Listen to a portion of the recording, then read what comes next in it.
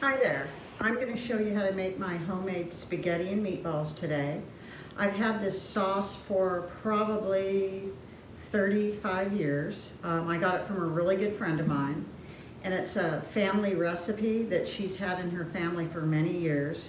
It's a Sicilian Italian sauce, so I've been making it ever since, and it's a really very tasty homemade spaghetti sauce. So I'm going to show you how to make it. You will find the recipe in the description, so I'll have a thorough instructions on how to make this, okay? The recipe also calls for a can of diced tomatoes, but I'm going to use some fresh tomatoes because I have garden tomatoes. So I'm going to blanch them. I put those crisscrosses on them. I'm going to put them in boiling water for like a minute or two, and then dip them in ice water, and then peel the skins off and put them in the food processor. Here you can see the tomatoes boiling. I'll leave them in there probably about 2 minutes. And then when I take them out, I'll put them in cold water, ice water, and take them out, and that way the skins will peel off. And then I can blend them in the blender. Okay, here's the tomato, one of them. And see how easy it is to peel off the skin now after you blanch them. So after you boil them in probably about 2 to 3 minutes of water, you dip them in ice water and you just peel the skins off. And then this is going to be like your stewed tomatoes. Instead of canned stewed tomatoes, you've made your own. So also, we're going to use a bell pepper. And usually I remember she used green ones, but I really like red because they're sweeter. So we're going to use red.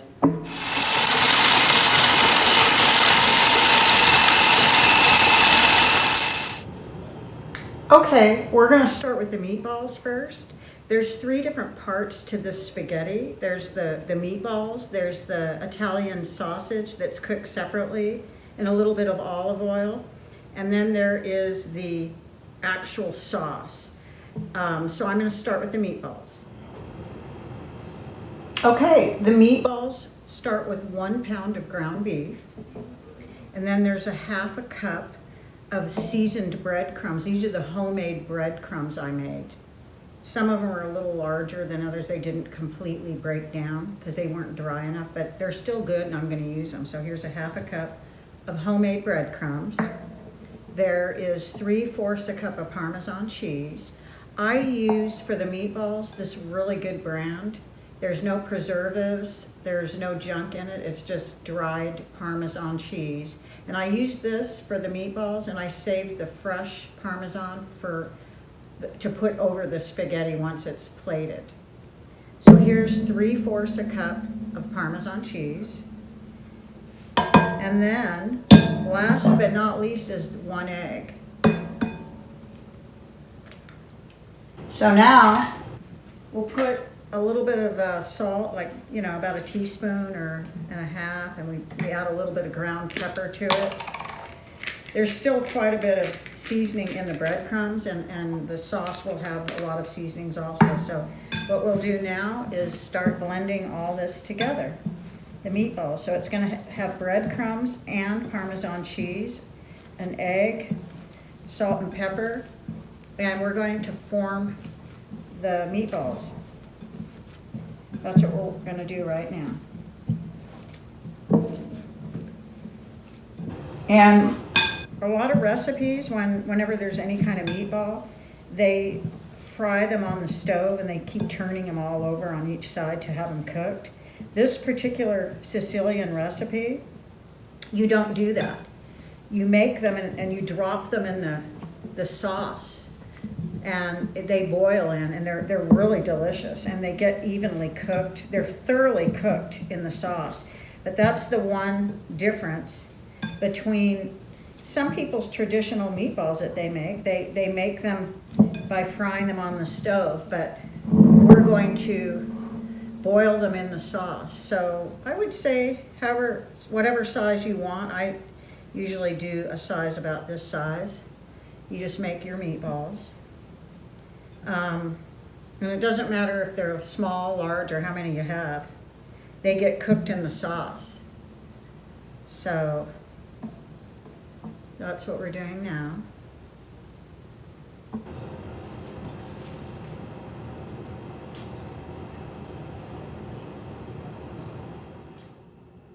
Okay, these are the meatballs.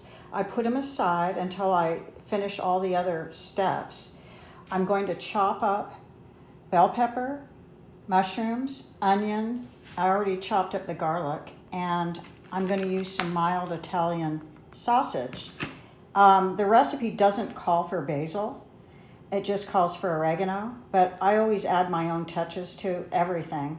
And so I'm going to use a couple of tablespoons of fresh basil. It doesn't call for red wine either, but I am going to use red wine. So I kind of do my final touches myself. It does call for a bell pepper, as I mentioned earlier. So what I'm going to do right now is start chopping. Okay, I'm going to chop up one onion. This is kind of a large onion, but I'm still going to use it. It says one large onion. So right now, I'm going to chop this onion up.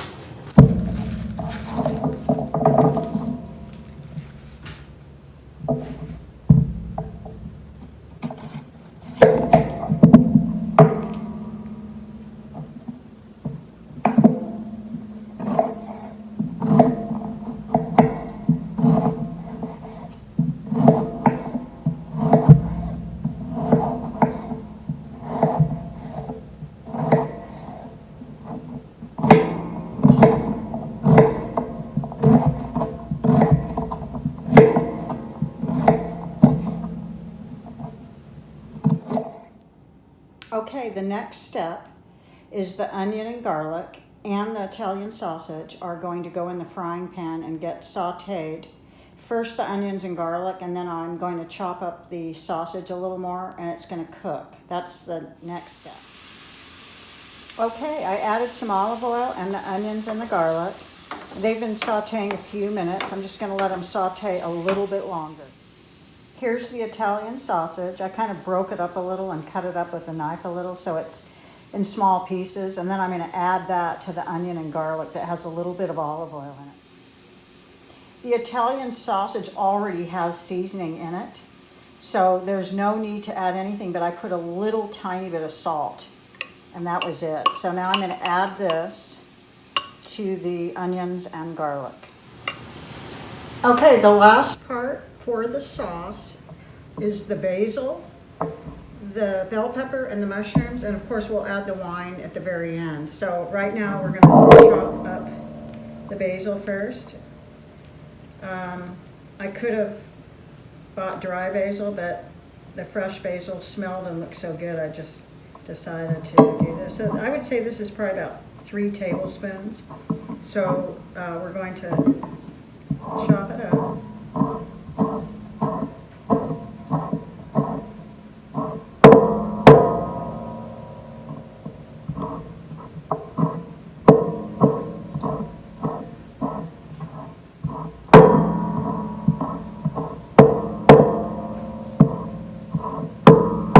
That's about right.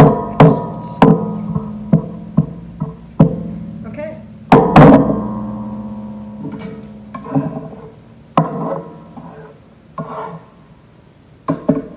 And next we'll do the mushrooms. I wash my mushrooms. I know it's kind of a controversial choice. Some people don't wash mushrooms. My son doesn't, but I do. It's just probably from how I was raised that you wash all your produce.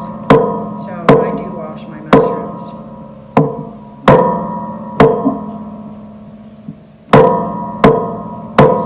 Chop up all these mushrooms, and then we're going to cut this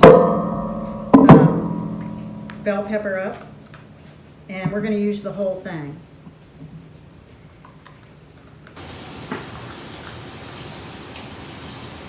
So I will cut half one and then do the other one.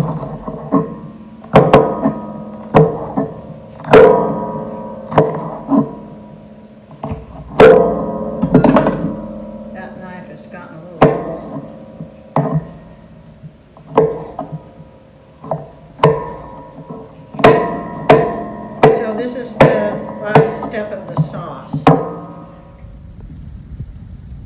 This is the Italian sausage with the onions and garlic that is finished cooking. It's thoroughly cooked, and I'm going to add it to the sauce that I'm going to put together in just a moment. Okay, now I'm going to add the sausage to this, which are the tomatoes that I did earlier. That's what I'm going to do here.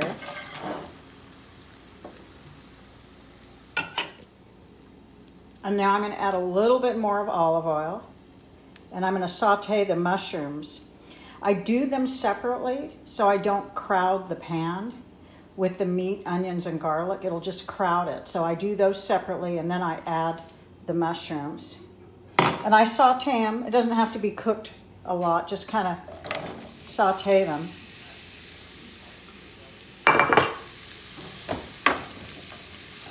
I'll add a little more oil. They're a little dry, but olive oil is healthy, so adding a little more isn't going to hurt. And then after these saute about maybe 5 minutes, then I'm going to add the bell peppers. And as far as the basil goes, I add that in the sauce fresh. I don't saute it. It'll get cooked in the sauce.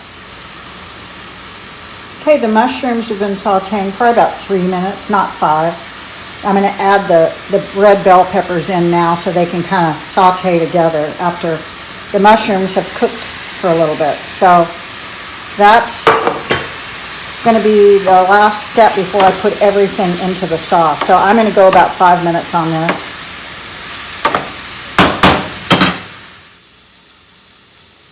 Okay, this is how your mushrooms and your bell peppers should look. Just soft, but not overcooked. So now the next step is adding that into this pot. So that's what we're going to do right now.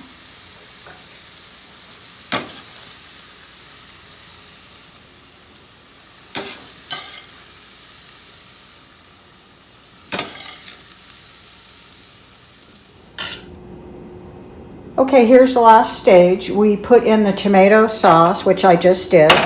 There is some tomato paste that we're going to add, and we're going to add the oregano. And this is 1 teaspoon. And one thing I learned a while ago was not to overdo oregano, because you don't want it to overwhelm whatever you're making. It'll just taste like oregano. So I just put 1 teaspoon. Here's the fresh basil.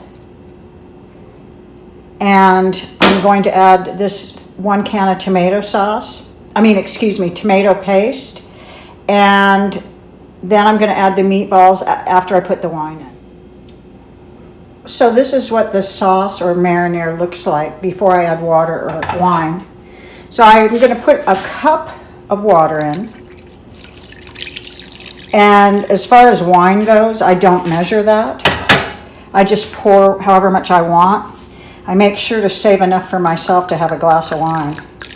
So you put what you want, but I would say that's probably 3/4 of a cup. So now I'm going to kind of stir everything together, turn the stove on to a medium, and I'm going to add the meatballs as soon as I stir everything in here and get it all combined together. I'll add the meatballs, and then it's going to cook about 2 hours. You could cook it longer if you wanted to, but it shouldn't cook any less than 2 hours. This meal is not like one of these quick meals. This is a very traditional spaghetti sauce.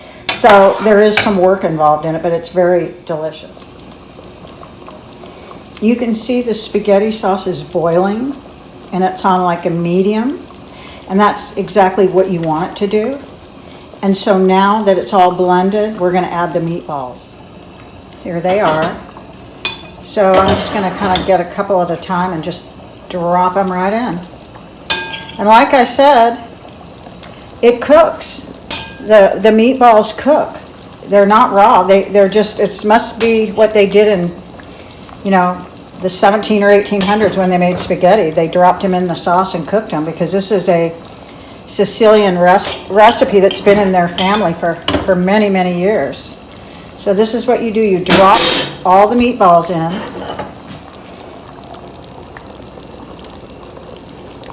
And you just cook for about 2 hours. And like if you had a longer day, you could cook this for longer, but it doesn't need to be. 2 hours is about right. So I could leave a lid on and kind of have it cocked, but I'm just going to kind of leave it like this for now. So about 2 hours from now, it should be done. Okay, so now while I'm waiting for the spaghetti sauce to cook, I'm going to relax. And I'm going to have myself a glass of Cabernet.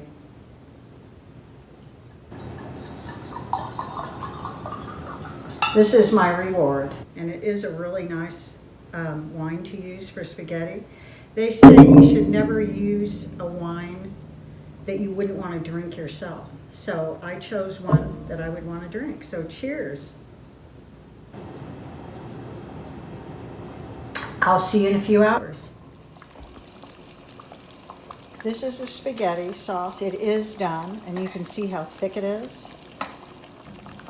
It has plenty of sauce, but it's thick. And now, the next step is boiling the water for the spaghetti, and I put about 2 teaspoons of salt in the water. Okay, we're going to add about 2 teaspoons of salt, which gives the pasta flavor. You never put oil in your water when you're boiling it.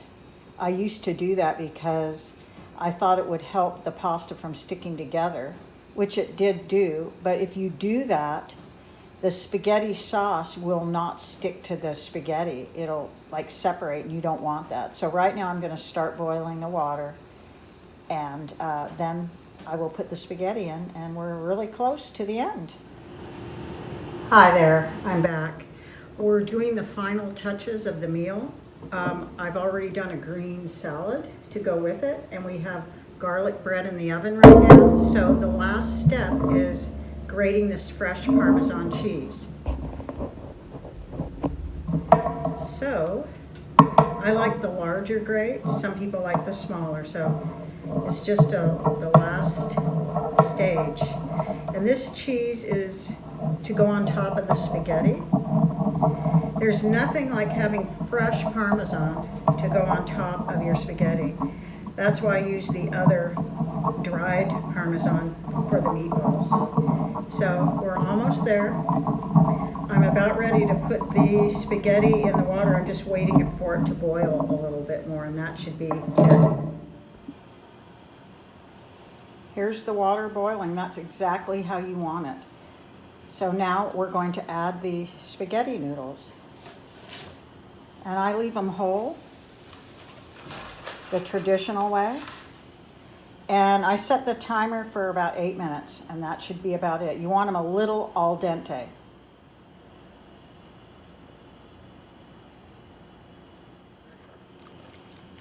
This is exactly how it's supposed to be. It's a little al dente, but not overcooked, so we're ready to serve. Okay, the spaghetti is done. It's finished, and it looks really delicious. So I'm just going to take a bite and let you know how it tastes. Okay, I'm going to try a taste. The proof is in the pudding.